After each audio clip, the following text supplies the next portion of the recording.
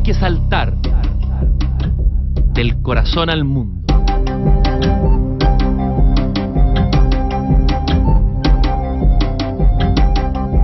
Hay que construir un poco de infinito para el hombre.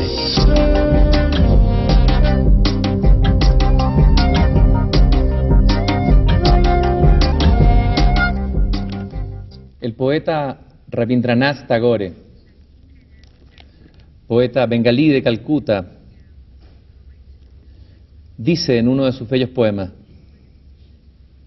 yo vivía en el lado más sombrío del camino y me pasaba la vida mirando los jardines de las gentes del otro lado, embriagándome en el sol.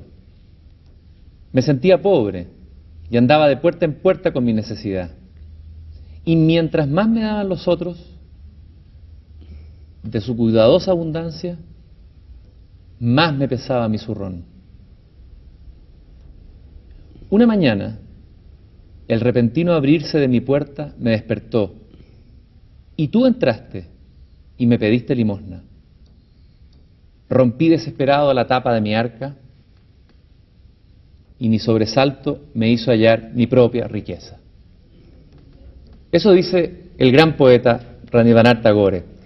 Y he escogido ese poema para darle la bienvenida en esta conversación a Muhammad Yunus, un hombre que de alguna manera ha sabido golpear bien la puerta de todos los habitantes del mundo que viven en la pobreza y que ha enseñado que a veces la caridad puede, en vez de ser un beneficio, constituir un obstáculo para la riqueza y el desarrollo interior.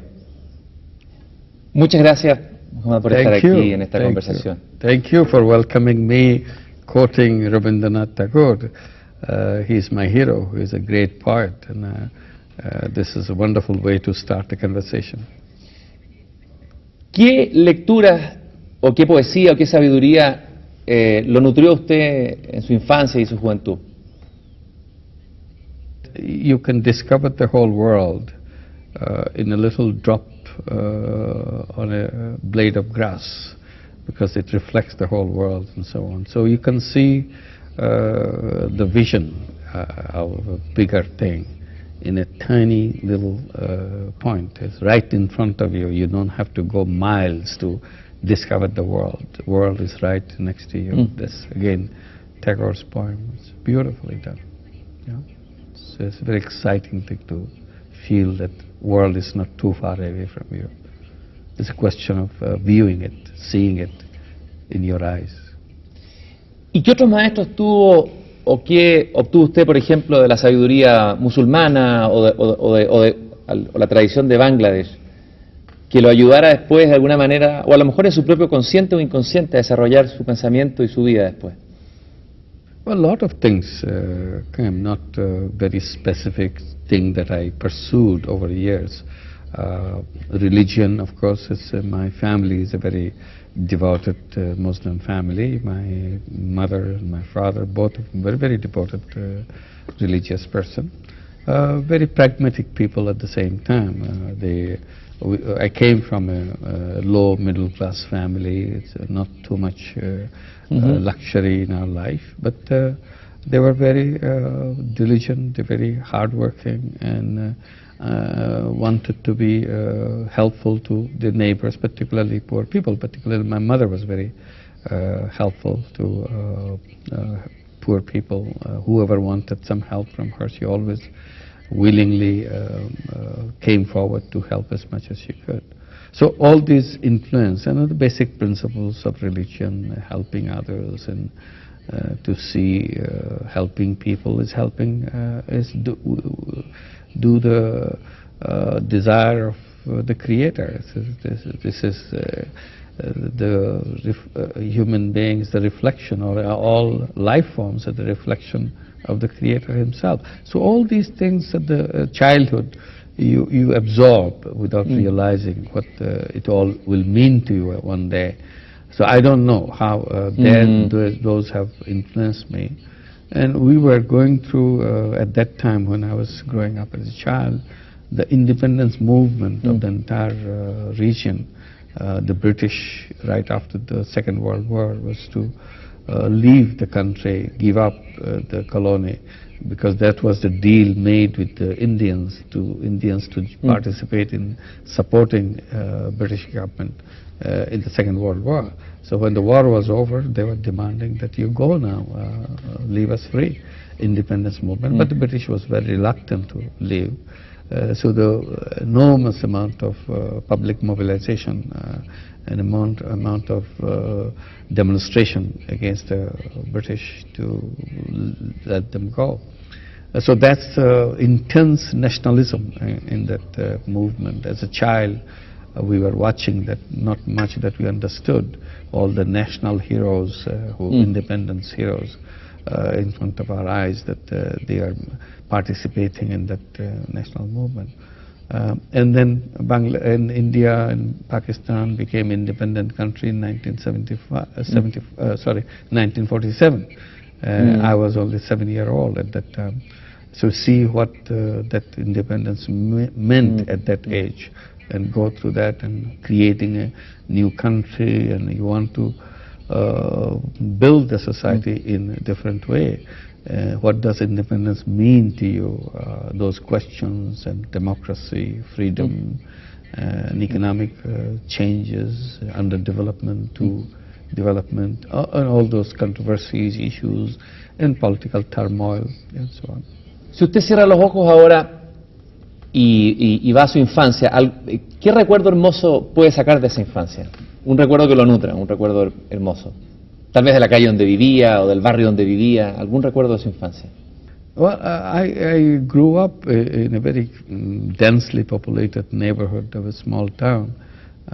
These are all around me is nothing but little shops. So we were several children in the family, kids, and we kind of created our own world in that little place. We had fun, did all of the things ourselves.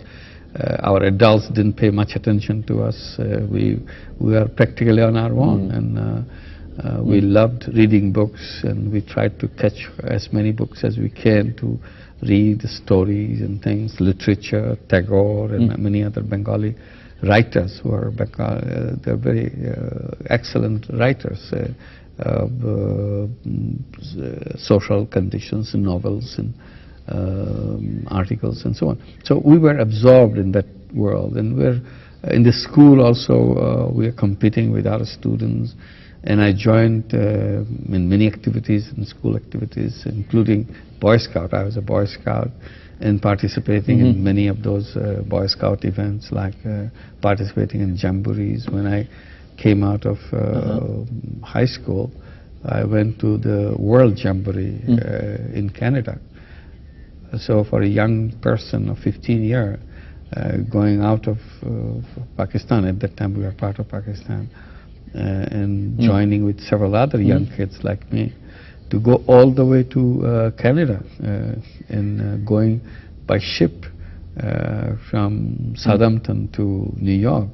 It was quite an exciting experience to discover the world, and then go to Canada, participate with all the Boy Scouts of the world, assembling there, and then going back to Pakistan. And one of the decisions that our group took, that we'll buy microbuses from Volkswagen, which started producing after the Second World War. Their factory was going back into the production.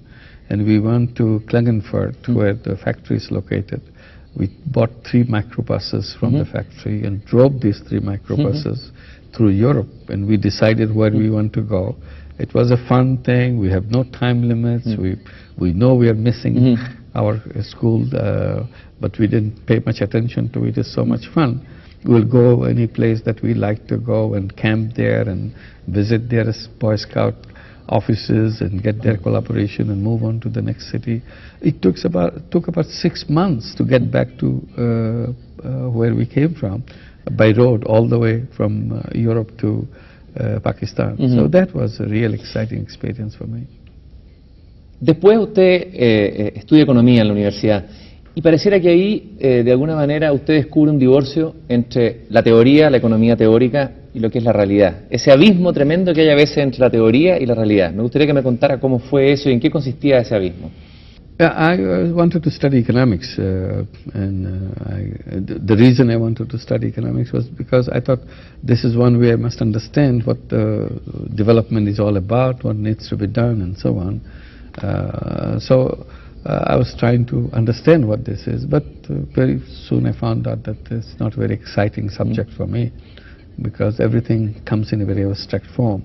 So I just went through it. I didn't raise any question about it. The fact that I have to go through those, and I played the game and did well in school and in the university. Then I started teaching in a college in Bangladesh, and I enjoyed that part because I was trying to teach in a way that makes sense to my students, because I thought my teachers didn't do a good job on me, so I was trying to compensate that I should do something very interesting, make subject very interesting to my students. Then I got a fellowship, Fulbright fellowship, to come to USA to study economics in the USA, and I was delighted that I got this scholarship. And I went to USA, went to Vanderbilt University, and I started doing the PhD in that university. Again, it became very boring for me, actually.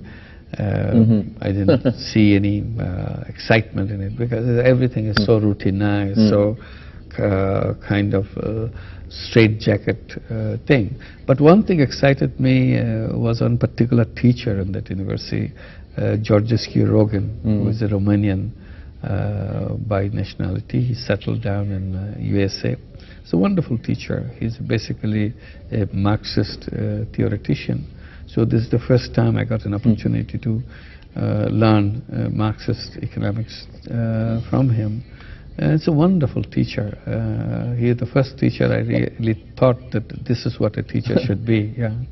And he made things very interesting, very real life, how the theory is built on the real life experience, how theory took turns because it could not accommodate the reality of the situation, and how step by step you build up this kind of thing. So I learned my first real excitement about economics, about statistics, and about econometrics I had from this particular person. Quizá uno de los males más profundos de Occidente y el pensamiento occidental es ese divorcio entre la teoría y la realidad, no solamente en economía, sino en muchas otras áreas. I can't say that this is something Western, because when you are abstracting, you are building up social science, you need to do the abstraction. But the fault is you are not warned by your teachers that this is an abstraction, trying to put together the reality in that abstract form. Very soon it becomes a reality by itself, as if that is a reality. If you see the difference between what you have in theory, in your model, in your abstraction, if it doesn't tally, you blame the reality as it exists rather than the theory that you had, as if that's a reality, that's where the reality should fit in. So you have made a big departure in the sense that you wanted the abstraction to imitate the reality, accommodate the reality. But you became so arrogant in your own subject. You wanted the reality to follow your model or theoretical framework that you have created. So that's when students and everything are misguided. And they come back and started saying that this is what it should be, because that's what our calculation says, that's what our theoretical results should add up to. And we go in the wrong direction, as if people are created to satisfy the condition of the theory, rather than theory is created to satisfy the condition of the people. So that's the problem, and that's where any kind of university teaching, I think we should put a level, that a warning, and that remember that this is only a game that we are playing to imitate the reality. So reality is the supreme, that's where it should be, rather than what we are building. Ahora, ese juego teórico que se dio en la economía ha hecho mucho daño a muchos pueblos, en el sentido de que no se ha entendido bien quizás cuál es la esencia de la pobreza y cómo es la manera de derrotar la pobreza. ¿Cuál cree usted que es el error del enfoque tradicional de la economía para enfrentar la pobreza y qué es lo que le enseñó a usted la realidad de cuál es el enfoque correcto para enfrentar la pobreza? One basic issue that I raise with economic theory is economic theory that we build up over years has no room to explain, no mechanism to explain poverty of people, because economic theory started with the national wealth, how to grow, what are the factors which contribute in building national wealth. So they are always thinking in terms of national economy, not the economy of a person. Poverty can be examined only at the personal level, because it's a human condition. It's not something that you see in a global situation, in a national situation. So you came back to explain poverty by saying per capita income is so low. That's again per capita income, which is average, which is distributed over a large number of people. That doesn't reflect people's condition. And then human elements is completely avoided, completely distanced from that, as if it's a mechanical thing. You explain in a mechanical way. So you don't see the human condition of poverty and why poverty, what are the situations which lead to poverty. So economic theory, I don't think we should blame economic theory, because they never tried to do that. But when we come to address the issue of poverty, we bring in the economic theory because we have nothing else. So we say growth is the solution to the problem of poverty. If the economy grows, poverty will be gone. In a sense, it's correct, because if there is prosperity in the economy, definitely it will seep in some way, some people. But that is no guarantee that the poverty for all people will disappear. Look at all the rich countries, very rich countries, like take United States, richest country in the world. But there's a lot of poverty in that country. People cannot afford housing, people cannot afford food, people cannot afford health care on their own. So state has to step in, give them the welfare benefits for that welfare benefit. That's no sign of a rich economy. So growth and prosperity doesn't really address the issue of poverty. It's a very different kind of issue that we have to address in a different way. Frente a ese enfoque de que la prosperidad puede mejorar la pobreza, existe otro enfoque contrapuesto que parece que también está equivocado, que es pensar que una política de asistencia social desde el Estado o ayudas internacionales venidas de afuera van a solucionar el problema de la pobreza. ¿Qué error hay en ese otro enfoque? There are two things. One is the welfare, and this is the international donors coming and help you. Let me talk about the welfare first. Welfare is again is a growth out of the weakness of the economic theory itself, because it cannot handle poverty. So it has to be done in a patchwork. We couldn't address that issue within the policy framework, so let's have a separate package for them. What do? They don't have income. Okay, I'll give them income. I'll write a check. I'm the state. I write a check. They have an income. They don't have housing. Okay, I'll give them a housing. Give them a housing. They don't have employment. Okay, I'll give them employment benefits. So you could not address it in a policy framework, so you come with a patchwork, address it in a separate way.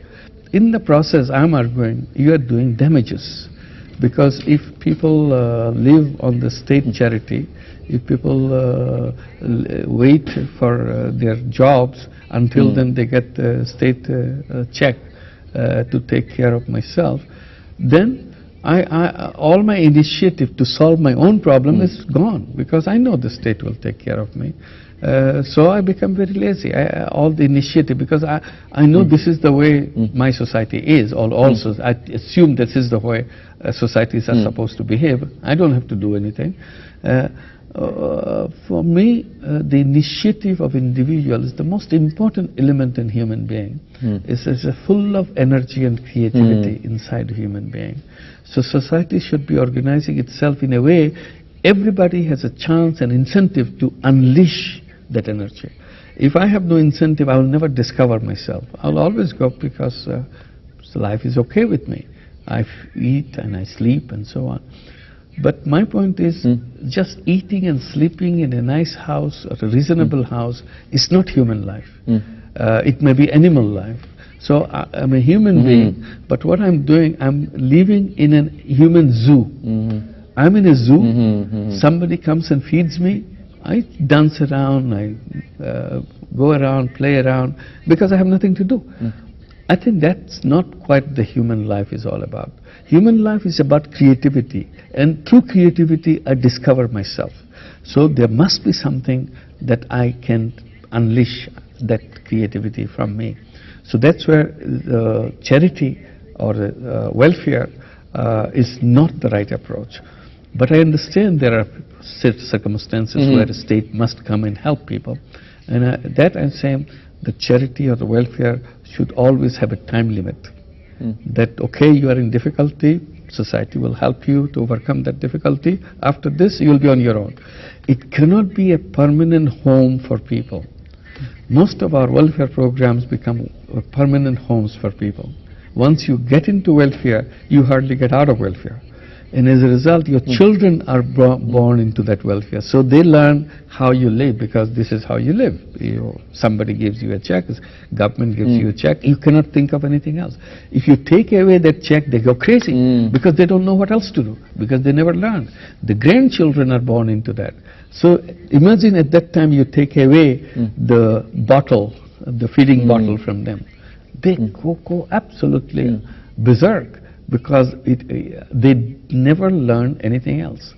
So people must be given opportunity to learn the hard way how to take care of themselves. And they enjoy that. Probably one way of looking at, oh no, why should you are giving trouble for them? No, you're not giving trouble for them. That's what people enjoy. Human life thrives on challenges. You need to create challenge. Then you come up and take one challenge. Once you are successful in one challenge, you are ready to take the bigger challenge, next stage. And you take bigger challenge, and when you're successful on that, you're ready to take the still bigger challenge.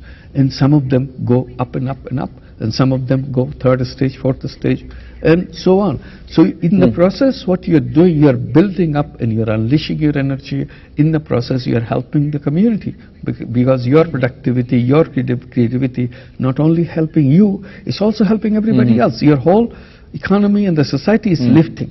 So your creativity is put in the place. Your contribution, your ideas, your ingenuity touches others' ingenuity. Because if I see you are coming up with a new idea, I say, hey, I can come up with better than that. So my idea starts spark. I get a spark from that, and I do something else. And when you see me, somebody says, oh, I can do better than that.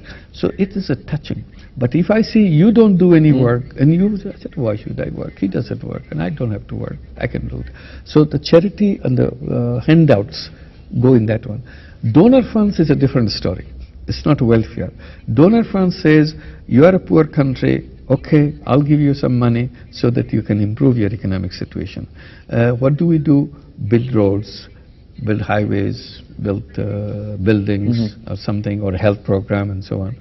So it comes easy to countries. In most countries, because this money comes easy, because somebody is writing the check for you, you didn't have to earn that. So it creates a, first of all, it comes through the government. It creates a bureaucracy within the government. And bureaucracy always take the safest route. They want to attract more money because you don't have to create it yourself. And the more you show that you are poor, you are... ¿Se puede decir, perdón, que la ayuda internacional en general termina ayudando a los más ricos en vez de a los menos pobres? Es decir, alimenta la burocracia en vez de alimentar a los menos pobres. ¿Es así? Yes, indeed. It's it goes through the bureaucracy, so it feeds into bureaucracy. Bureaucracy gets bigger the more money you get, and it breeds corruption, because money is easy. People cannot ask you a question because it's not your money. Why should you question? Somebody else is giving the money. And the donor country is far away from you. They want to make sure their money, their taxpayers' money is used properly. But they are so far away, their bureaucrats are writing good report, because if they get a bad report, then their parliament and their representatives get mad, so they don't want to show it to them. So they are always patching up so that everybody is happy. So this is how the donor initiatives grown up. It's not bad intention. People who were giving the money, they had very good intention. They said, we have a good life. We want to share this good life with the people who are not as fortunate as we are. We want to help them. But unfortunately, the money comes to the country, not to the poor people. And when you talk about country like Bangladesh, when you write a check of $100 million to Bangladesh, the people who are writing the check think that Bangladesh is a poor country, so we are giving this $100 million to the poor country. But actually, it may be poor country, there were a lot of rich people. So this money end up in the hands of the rich people, because they are the smart ones, they know how to handle all this, they get the contract, they get this and so on. The poor people don't see much of it. If you are building a bridge, if you are building a road, so the contractors get the money, the engineers get the money, everybody else get the money. The poor people didn't get anything. So although the road is being built in the name of the poor people, we are trying to help the poor people. But that's a wrong way to do. And I'm arguing that donor money could be much better used if we address the poor more directly, so that the money goes into directly poor people. I'm not saying bridges are wrong, roads are wrong, roads are needed, bridges are needed, but you have to see that that road and that bridge brings benefit to the poor people. How do you make that two things happen? I'm building the roads, but poor people cannot ride on the roads anymore, because only the rich people go on the road, on the buses, on the trucks, on the cars and so on. Their merchandise going back and forth. In many occasions, I cannot use the road because I don't have any money to go in the road, take any merchandise into the road. So I have to build the capacity. The donor money have to build the capacity in the poor person, so that now they can use the road. So not only building the road, capacity to use the road has also be considered simultaneously. So that way I would say, if you redesign the international aid money, a lot more mileage you can have in addressing the issue of poverty. So it's a question of redesigning. I'm not against donor money completely. It's very helpful, provided it comes in the right way. But if it is not coming in the right way, it does negative impact in many occasions, because now I'm not as energetic as I would. Like, for example, many countries give food aid. In a country like Bangladesh, if you send food as aid because you have a surplus in your country, so you want to help the people in Bangladesh, you ship loads of grains you sent to Bangladesh. So what happened?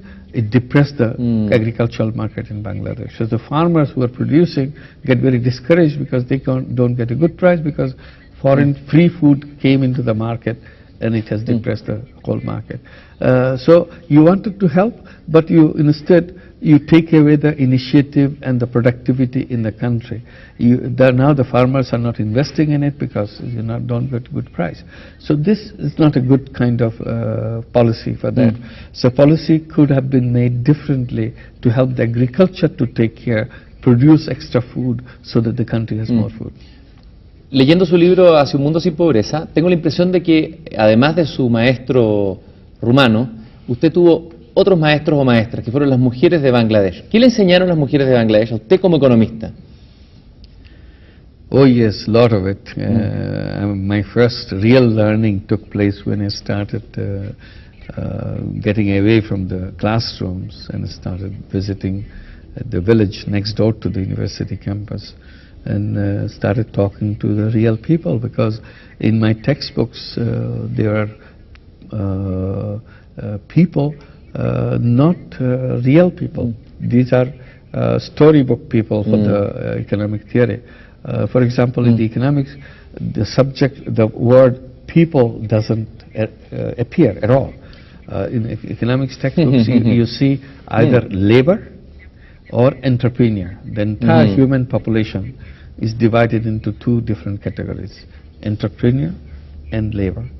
there is no people. I said, how can you design an economic theory, which is supposed to be a social science, where people do not exist? You see two robots. One is called labor. The more wage you give, the more they come to work for you. And another is entrepreneur. His only job is to get everybody together to produce something. It's a robot-like entities. This doesn't reflect the reality. And particularly, I said, how can you have a social science where there is no gender? There is no man, there is no woman. There's only labor, there's no gender. There's entrepreneur, there's no gender. I said, a social science which does not recognize right from the beginning there are two different kinds of people, men and women. It cannot be a social science because men and women are treated so differently in the society. Unless you bring it within the fold of the literature, within the framework of that literature, it will not be addressed. And so you'll have a lopsided thing. When you read labor, I don't think anybody thinks they are female labor. They're always thinking these are all male. Entrepreneur. I don't think any student of economics, when they say it's entrepreneur, he's thinking, oh, she's an entrepreneur. Never think.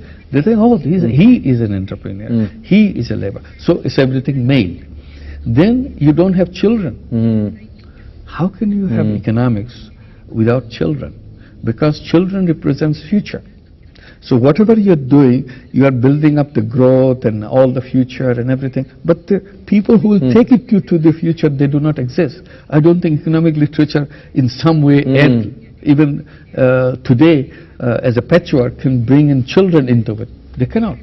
So it's a very, at least unusable piece of structure in that sort. So I would say having those things in the literature, I go out and meet the real people. And the real people has their problems, their men, women, children, all together. Because familia también, que no existe en la economía. It's a family, absolutely, it's a family. And in the community, family is not alone. You have your neighbors, you have interactions, children fighting with each other, trying to restore order into it and so on. So you're looking for your jobs, looking for your money, looking for your income, and going through everyday problem. So you look at that, you look at what you're teaching in your classroom, somewhere the distance you see the difference. So this is the first time I started looking at it in a different way. That economics is coming out in a real life way, not the textbook way. Then I realized after a while, this village that I spent my time with, this became my university. And the people, they are giving me the real understanding of the reality as it exists.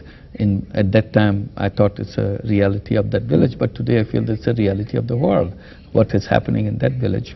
And that Tagore's poem that I was referring to, you see the world in a little drop of water. Everything is there. It's simply a reflection of the entire world right in front of you. So that village is becoming my world. And those who are talking to me are the real teachers, because for the first time I'm gaining insight, gaining real feel of the world, what it is. So that way, that village became very important and teacher for me. It has tremendous impact on me, and everything that I have done over years, I go back repeatedly what I saw, and then I continue to visit people at villages to see if I have a new question. I go back and talk to them, find out what they have to say. ¿Y hay algún profesor o profesora en particular cuyo nombre usted recuerde, que pueda contar su historia y que ilustre quizás cómo se da este cambio a partir de una nueva manera de enfocar la pobreza? ¿Alguna historia de una persona en particular? Una de sus maestras. There are many such stories, and one which really triggered the whole thing, that what we call Grameen Bank, was I was going around in that village, and I saw in a devastated hut, just a bamboo and a few leaves on top, and a woman making bamboo stool in front of that hut. And I stopped. I wanted to talk to her because I would like to find out why she's in such a terrible condition all around her. She's wearing tattered clothes and very poor appearance altogether. So I stopped with her and with a colleague of mine, and started talking to her. She was very shy, she was not open up. Gradually we tried to open her up and she started talking. And the question that I had in mind with her, that how much money she makes by making this beautiful bamboo stool. It's a really decent looking bamboo stool, and she has several already made. And as she was making it, she was talking to me.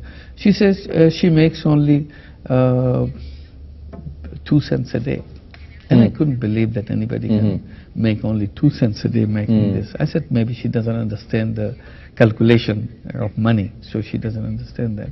So I sat down with her, how much it costs to make a stool, how much in raw materials, how much of her time, and so on and so forth.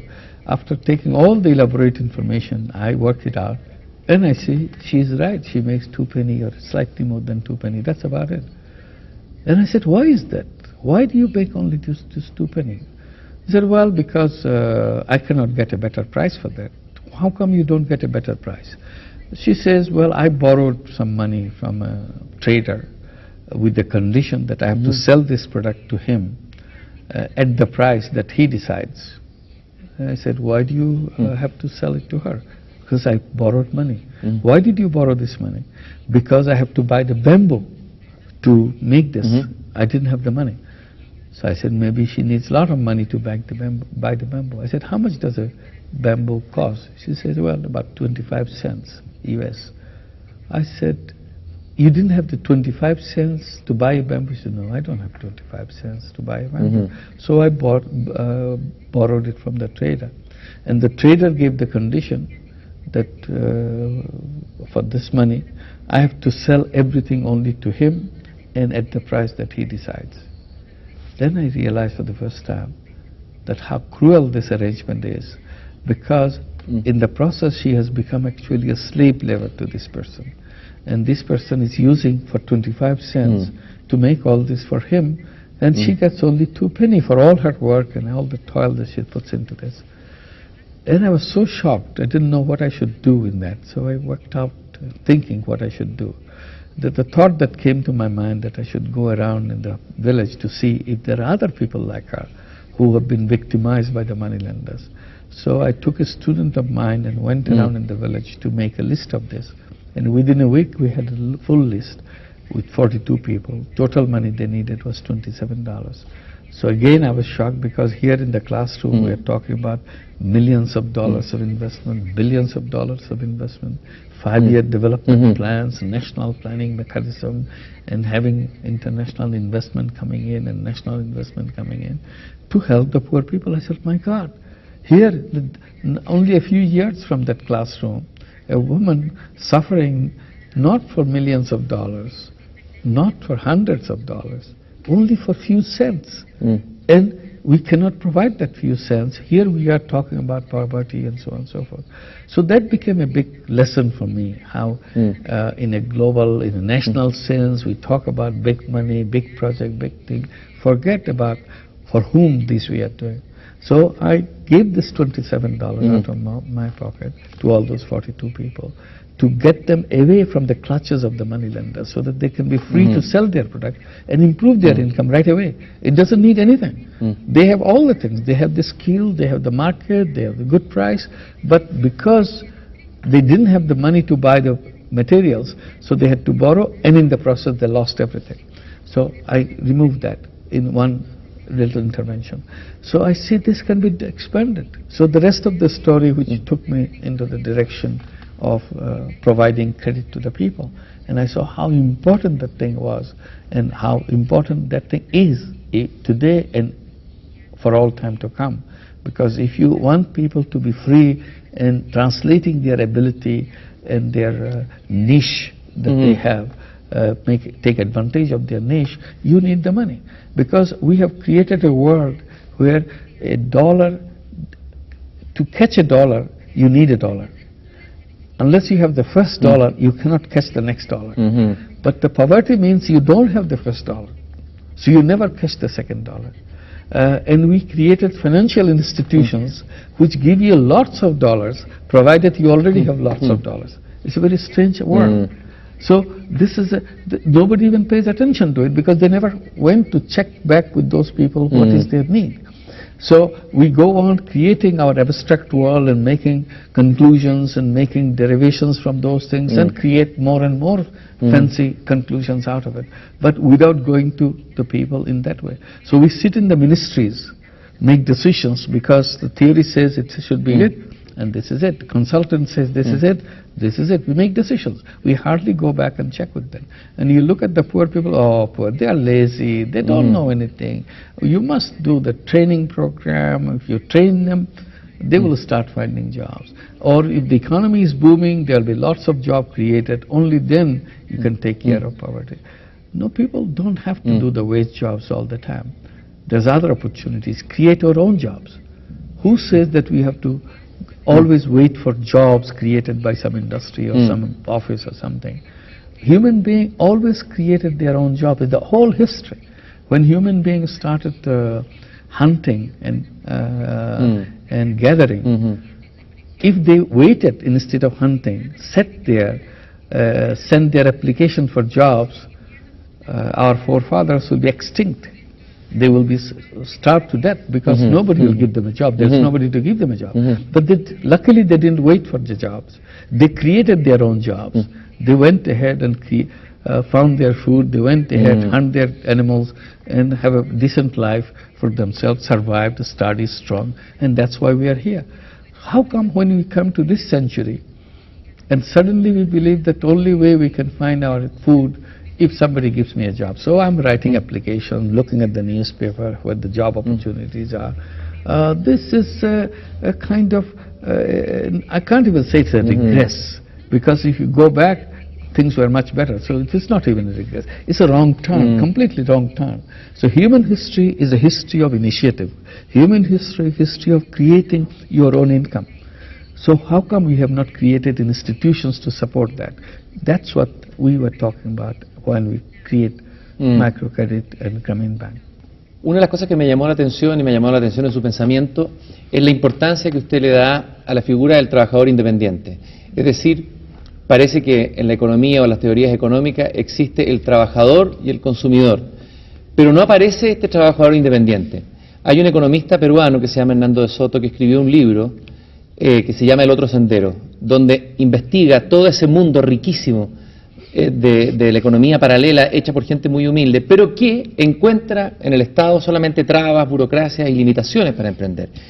Me parece que ahí hay un punto esencial en su trabajo, es decir, hacer aparecer este trabajador independiente que puede ser cualquiera de nosotros o cualquiera de las personas que están en el límite de la pobreza. Sure. 2 points. You use the word independent worker, and I don't use that word because I don't see them as worker.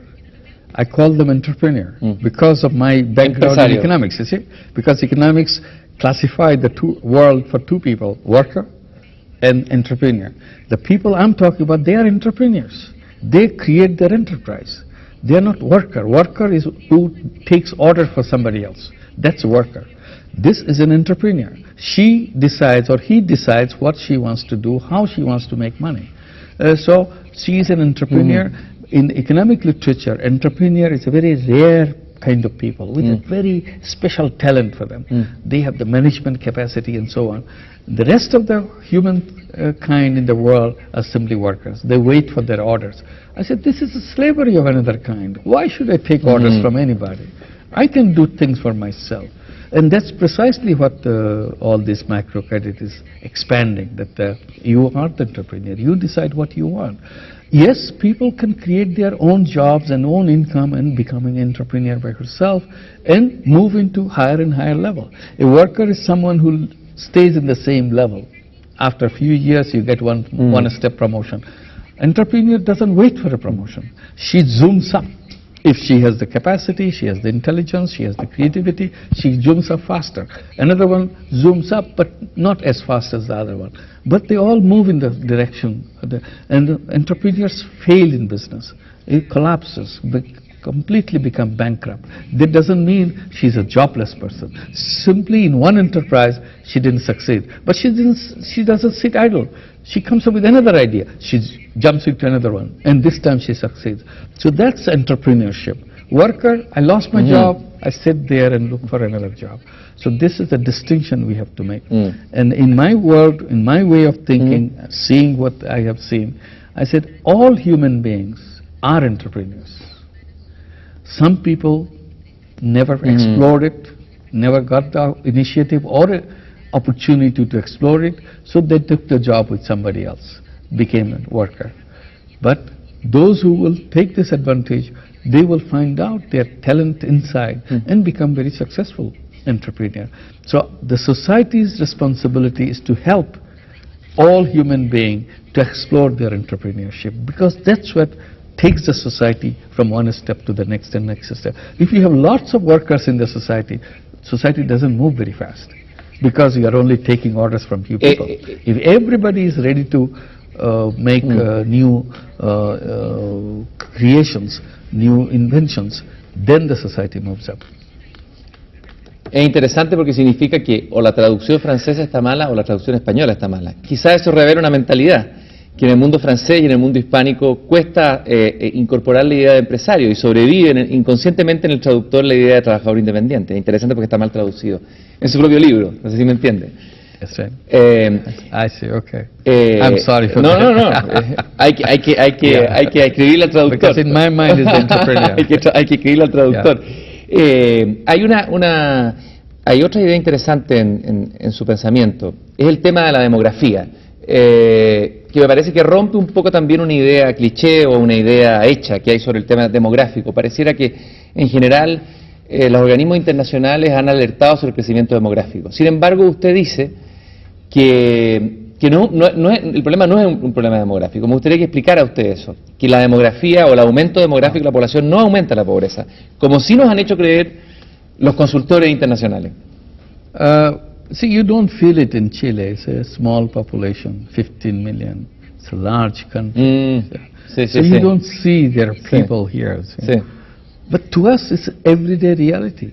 And then everybody from donor country, everybody from international institutions terrorizing us, saying that, oh, you are going to destroy the whole economy of the country because you are so many people.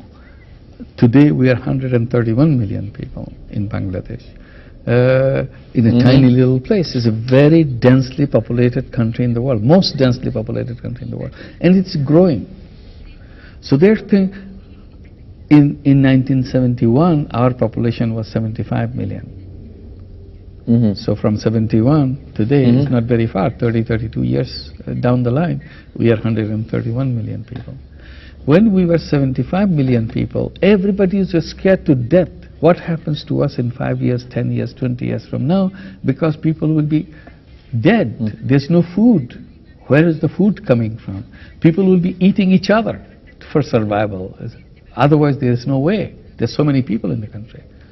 But the reality is so different. People were showing us the Malthusian theory and everything will be so there'll be diseases, there will be hunger, there will be famines to bring down the population so that you can survive and so on.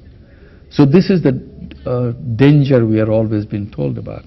In reality, what happens 30 years down the line, 25 years down the line, when we became to 125 million, 130 million. In 1971, it's at 75 million people, we had a huge, big shortage of food in Bangladesh because we couldn't grow enough to feed all the 75 million people. But when we came to 125 million, 131 million, we have now food surplus. So you cannot just mathematically calculate if you have food shortage with 75 million. Today, if you have 100 million, you'll be food shortage so much, and so many people will be without food, there'll be hunger, there'll be disease, and so on and so forth. This is not true. These are human beings. People forget that human beings overcome all their problems with their ingenuity, with their brilliance of mind, how to address that. It's not a mathematical formula that you do, but the consultants are coming with their mathematical formula and terrorizing you. I said, only way to make people aware, I'm sure it's a problem having a lot of people, but it's not by formula you can reduce it. people have to become aware what does it mean in that family situation. If you have 2 children, what happens? If you have 10 children, what happens in the same family? And people are wise. They immediately will take a step so that they don't run into problem. If you keep on shouting on the radio and television that, look, we have too many people, it's no good, you have to reduce the number of population, people say, who cares if there are too many people? That's their problem. My problem and my children are okay. We should take care of our children. So they continue with whatever theirs. But today, situation is very different. As I said, you trigger the minds of the people, then people address the issue. You cannot just impose decisions on them and you expect them to follow it out. Today, with 131 million people, we have food surplus. We have plenty of food. We have enough food for the whole country. We don't see a problem. We don't worry about food situation anymore. And on top of it, population increase, that was a rapid increase going on. And within the last 20 years, suddenly, it's dramatically population has the growth rate has declined. Not because government is giving lectures to the people to do that. People became aware, and that awareness came not people in general, it came from women. Because empowerment of women that took place in Bangladesh for the last 20 years is a phenomenon. They came way back and moved way ahead. Not just the city women, all across the spectrum of Bangladeshi society, from bottom all the way up. It's a completely different kind of status of women today than it used to be 20, 25 years back. And one of the major factors, people pinpoint that, the major factor is the introduction of microcredit in addressing the women by the microcredit, so that now they have the decision-making power. And that decision-making power not only is being active in economic field, they're also active in their decision-making within the family. How many children should I have? And then people became aware it's not the number of children which is the protection for me at old age and future. It is the quality of the children which is important. So they switched their view. They are having less children now. Within Grameen Bank, again, very fascinating study. Within Grameen Bank, number of children is much less than in non-Grameen families, those who do not have microcredit. So you can immediately see adoption of family planning within Grameen Bank families is twice as high as the national average. Again, Grameen Bank is not a family planning organization. We don't go and tell people why they must adopt family planning. It's not part of our job.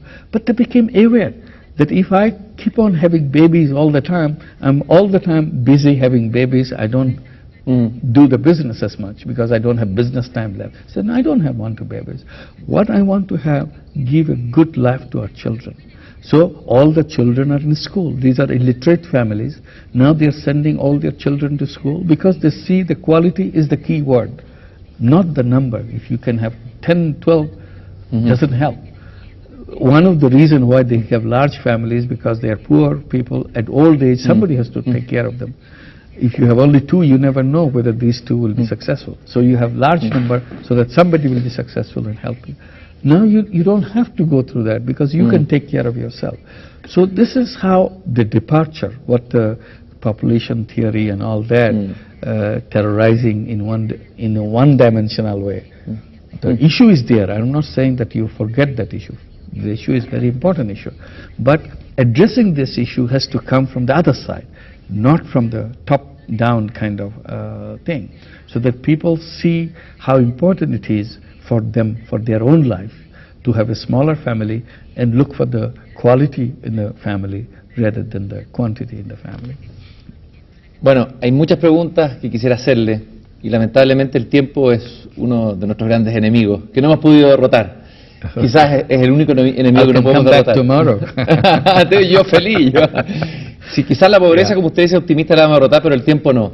La última pregunta que quisiera hacerle a usted brevemente es la esencia del microcrédito, la esencia que hace cambiar la pobreza. ¿Qué es lo que es? ¿Qué es lo que se está dando con el microcrédito? ¿Es el capital o es la dignidad? ¿Qué es lo que realmente aporta el microcrédito que hace que se produzca un cambio cualitativo?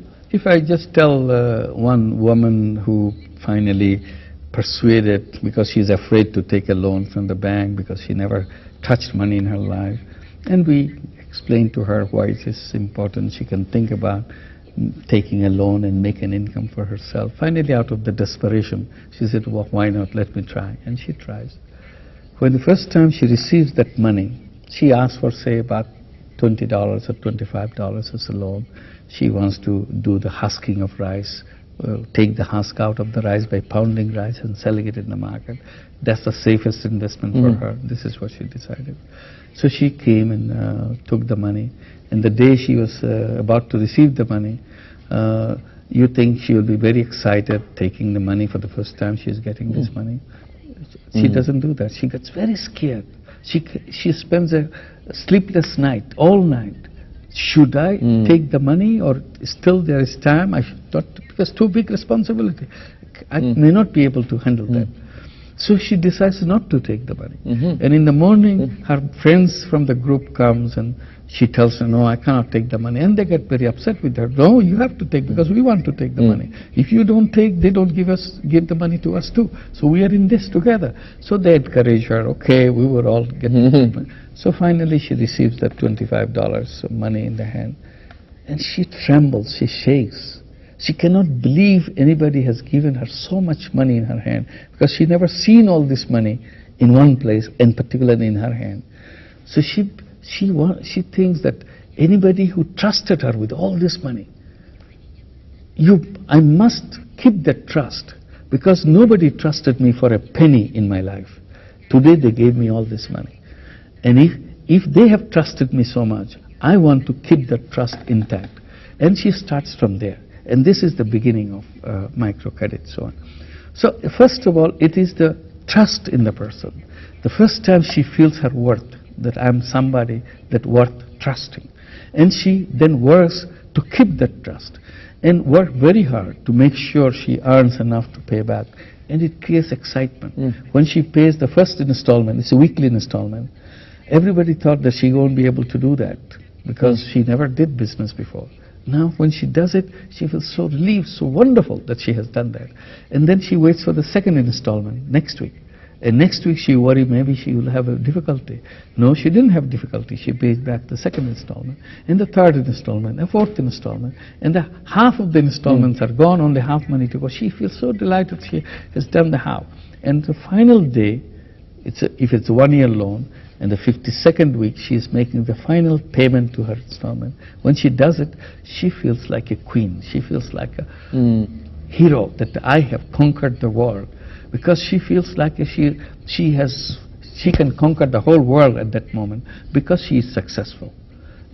She feels like a different woman than she was 1 year back. So microcredit is not just giving that money.